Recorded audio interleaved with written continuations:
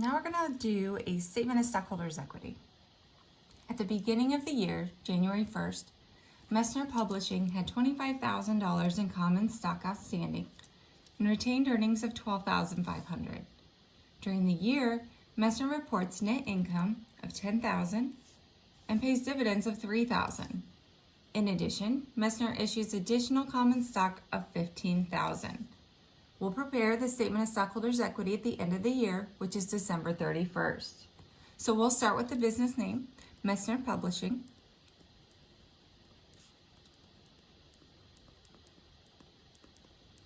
And the statement name, Statement of Stockholders' Equity.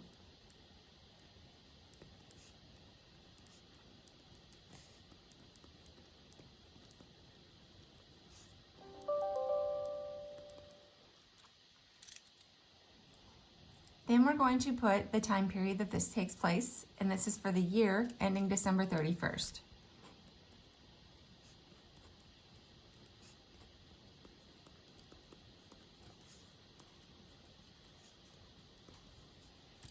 Now we're going to build that statement of stockholders' equity.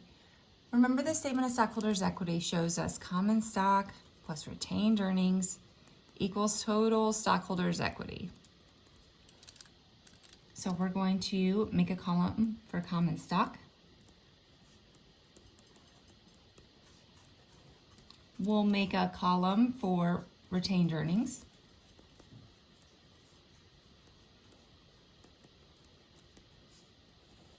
And we'll make a column for total stockholders' equity.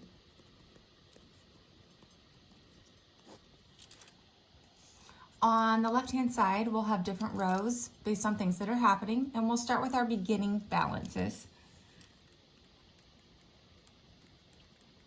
This is for the year, so January 1 would be their beginning balance date. So the common stock started out with $25,000.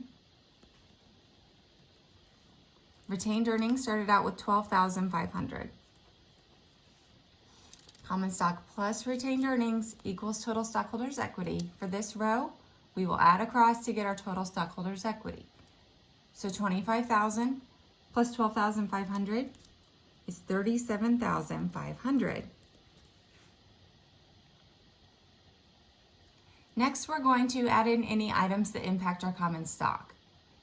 Messner issued additional common stock for $15,000. So we'll write issue common stock.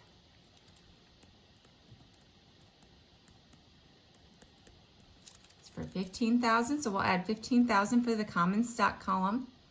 This does not impact retained earnings. So $15,000 plus 0 is $15,000 for total stockholders' equity for this row. There's nothing else that impacts common stock, so we move on to retained earnings, and we start with our net income. So we'll put add net income.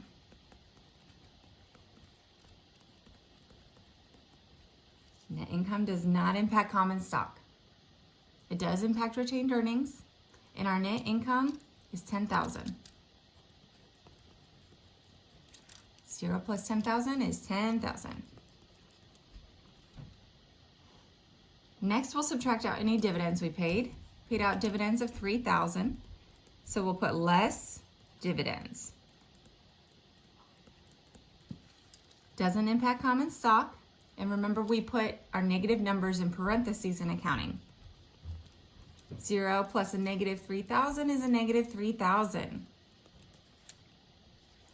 These are all the items that have impacted our stockholders' equity over the years. So now we're just going to calculate our ending balances. So right here, I'll put ending balance, December 31st. For common stock, I'll add down the column. So $25,000 plus $15,000 is $40,000.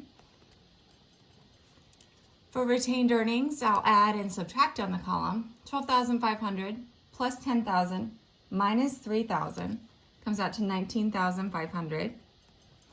And for total stockholders' equity, I can add and subtract down the column, or I can add across. I'll get the same number.